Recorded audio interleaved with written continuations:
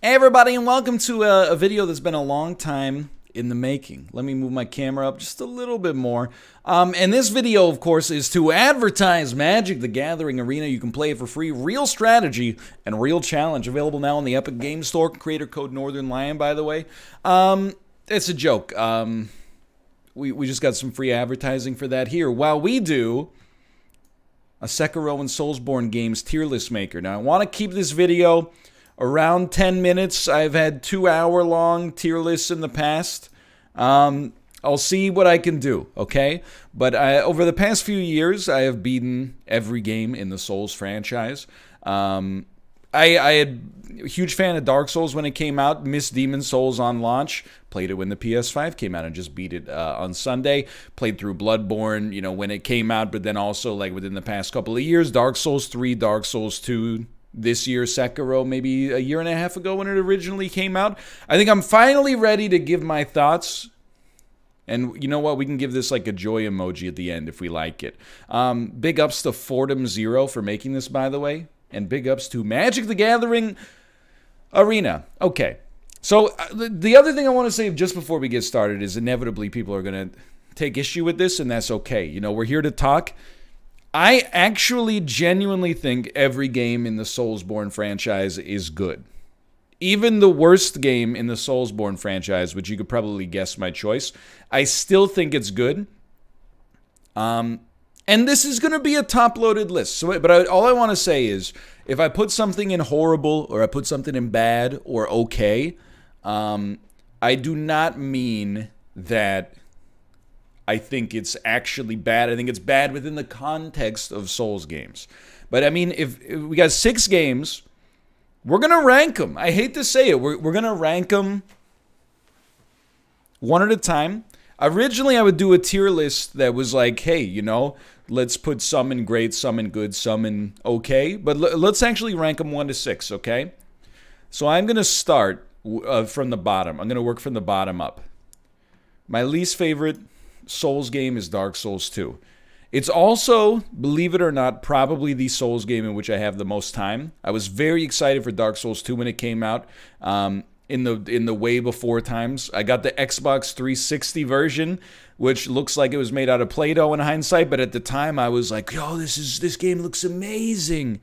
I was in love with Dark Souls and Dark Souls Prepare to Die edition.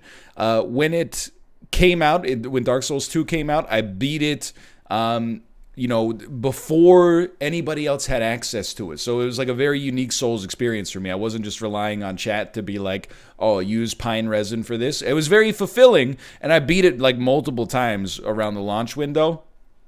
Was under the impression that I loved this game, played it through again this year alongside most of the other Souls games, and honestly found it kind of tedious, and I hate to say it, but like a little ugly.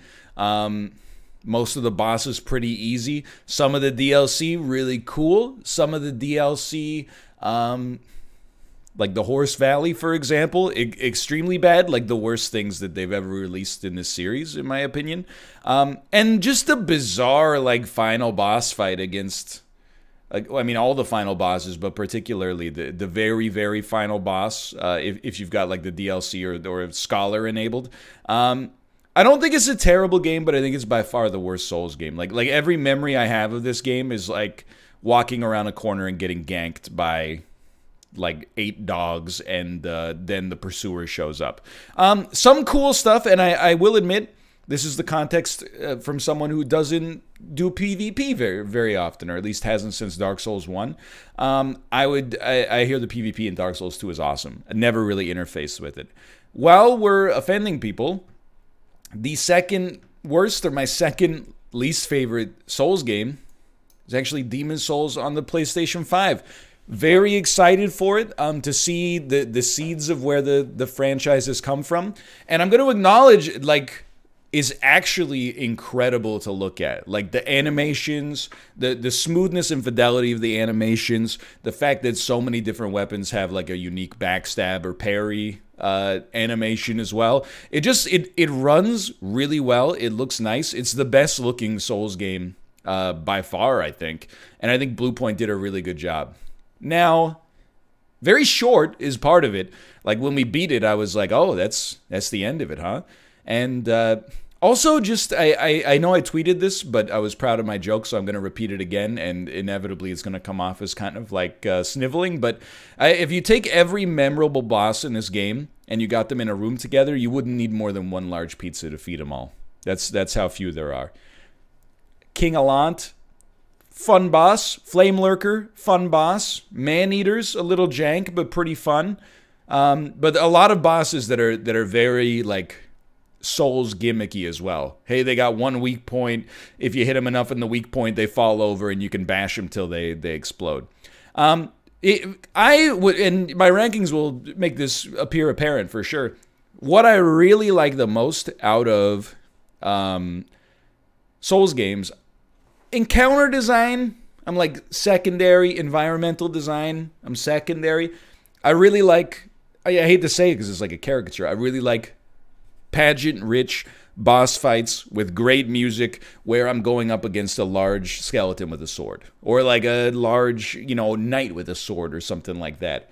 And Demon's Souls doesn't have a ton of that. It wasn't bad. I had a good time playing it, even though there were some parts that frustrated me. Like, there's so many hallways in this game that are just, like, super narrow hallways and then one troll enemy at the end of it. Or, like, halfway through the hallway, there's a blind corner and then something grabs you and, sucks your brains out. Very glad I played it. Great launch title. Not my favorite Souls title. So, for me, this is actually where things get really tough. This is where things get difficult for me, because the other four, I actually believe, are all extremely good. Here's how I'm going to set this up, okay?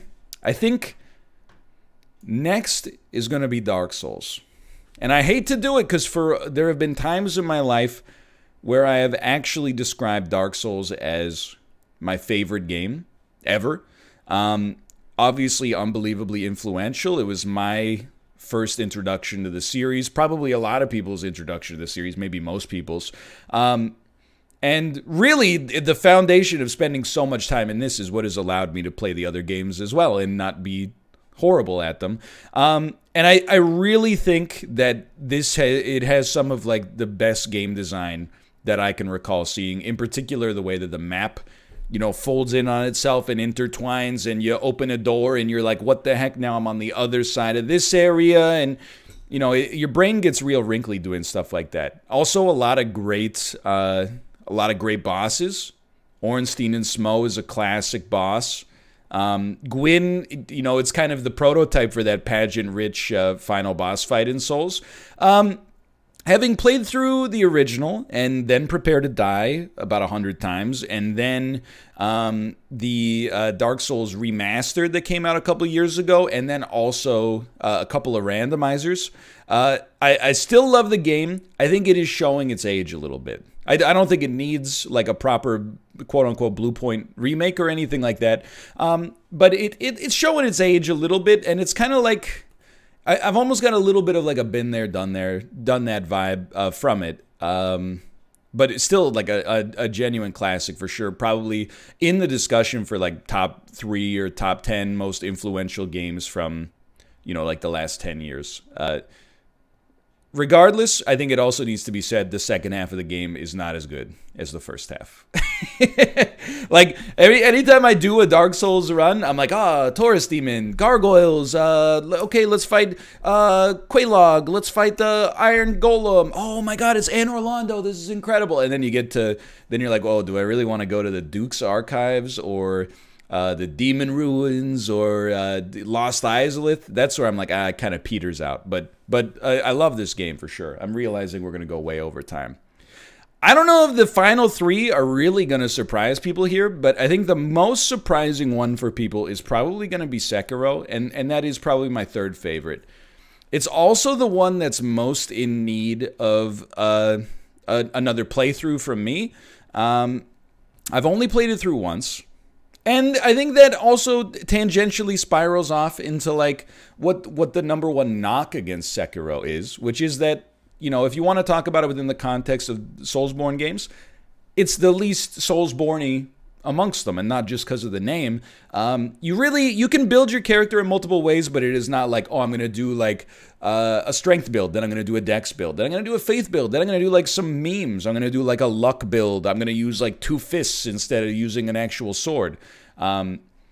Which I will acknowledge is how I played Dark Souls 2 for the last time, which probably did inspire a little bit of the fact that I didn't have an amazing time. However much you feel that affects it is up to personal debate. But I really like Sekiro. I loved it, actually, and was stoked to see it win Game of the Year at the Game Awards last year. Because it gives me what I want from Souls games, which is, you know, the environmental design, the encounter design is fine, maybe even great. The bosses are amazing. So many memorable bosses in this game. You know, I don't necessarily want to say it and spoil it, but, you know, there's Lady Butterfly and Ishin at the end, of course, and Genichiro in the middle is like that classic, like, filter boss that is like, you have to get past this in order to, you know, prove that you can actually make it. And even like bosses that are a little bit less memorable, like I don't necessarily remember the names of. I remember like mechanics of them. You know, like the lady with the 2 fans. Wait, maybe I'm thinking of Lady Butterfly. You know, she's like made of water or something like that. It's been a while. But really, really great moments. Really great environmental set pieces, like with the Midgar Zolom serpent that in that one area. And like a genuine crack, in my opinion, at maybe the most story-driven Sekiro game or Soulsborne game. And I think they did a good job. And oh, Guardian Ape! I forgot about Guardian Ape. I love that boss. But really, like I think the things people hold against it are things that I actually like about it as well. I think that it came at a good time in the franchise where things had kind of maybe started to show signs of staling out a little bit, and they were like, bam, here's Sekiro, we're going to try something a little bit new. And, you know, I don't know if it's the successor to Tenchu Stealth Assassin that people were really looking for, but I had a great time, and we'll definitely replay this at some point pretty soon. So I wouldn't be surprised if these are the 2 most popular games for the top of the list to begin with in the Soulsborne franchise. Maybe Dark Souls 1 would be up here as well. In aggregate for the masses. For me, at the risk of angering a lot of people, I think if you're really going to do push comes to shove, I'm going to put Bloodborne number 2.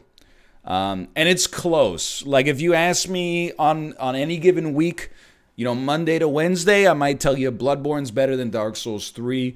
Thursday to Sunday, I'm going to tell you Dark Souls 3 is better than Bloodborne. The thing for me with Bloodborne, I love it. Love the setting. I love that it actually, at least the way I played it, it has almost like a de-emphasis on loot. Like you could use the same weapon for the entire game. I actually very much like that, because like Demon Souls, I was getting overwhelmed by like and, you know, it's easy to make fun of me for this, obviously. But, you know, you don't necessarily get that many weapons, but then there's 25 different shards you use to upgrade them, and this blacksmith can only upgrade this. And, you know, I like that sort of stuff was, in my opinion, a little bit more elegant in Bloodborne.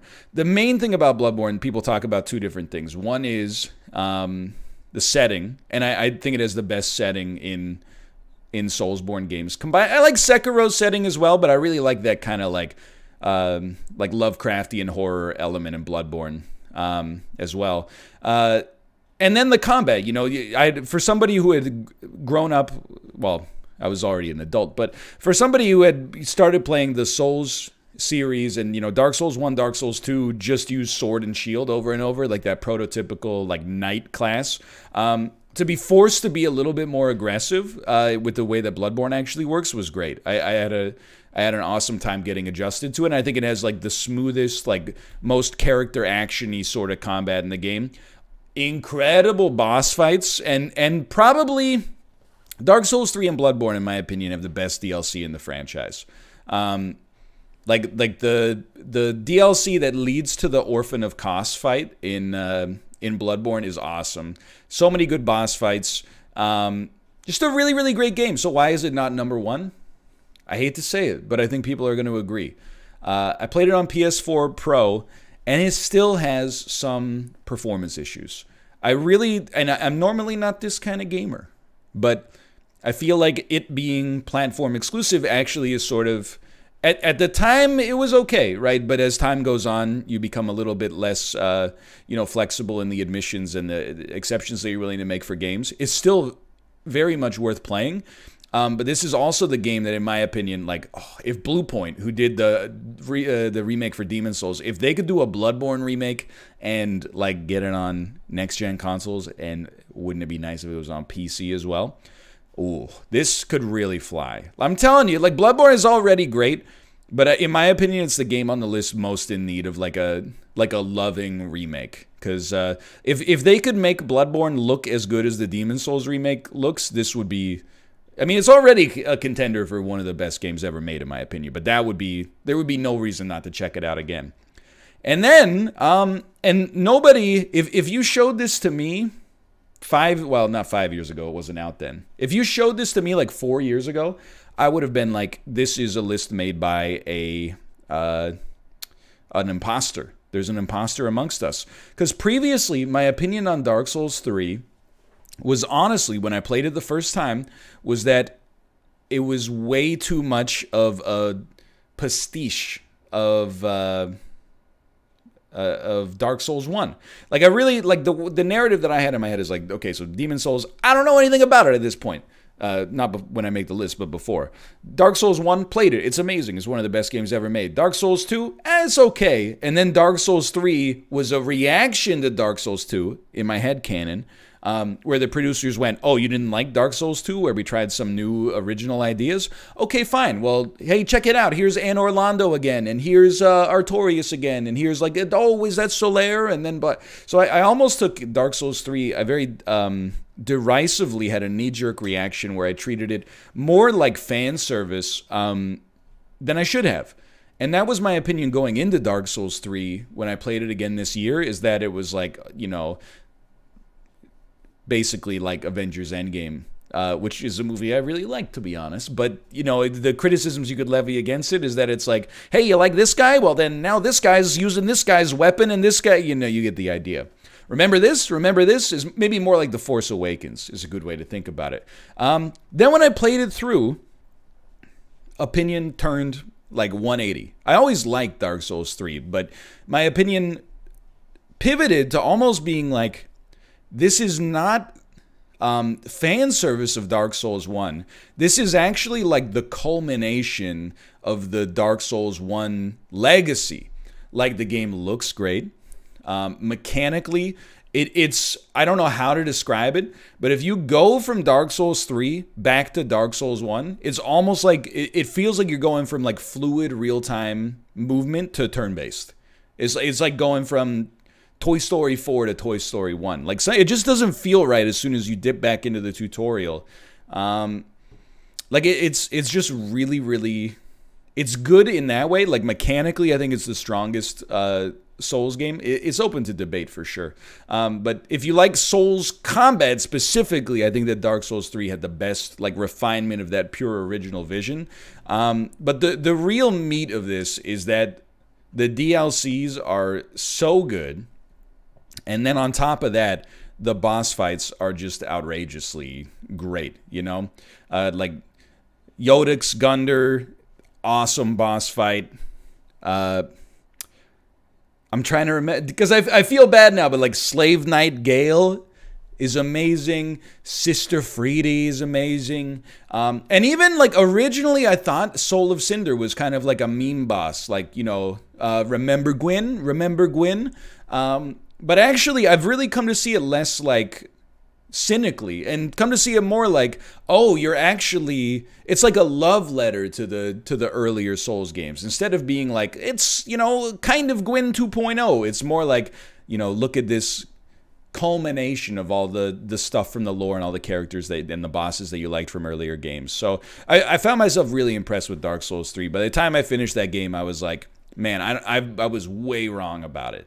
When I originally played it. I think it's amazing. And I honestly think it's my favorite Souls game. Now, if you had to ask me which one I was going to replay first, it's going to be Sekiro, just because I still haven't killed the Demon of Hatred, and there's more to explore there that we haven't seen, and I gotta say, I like all these games.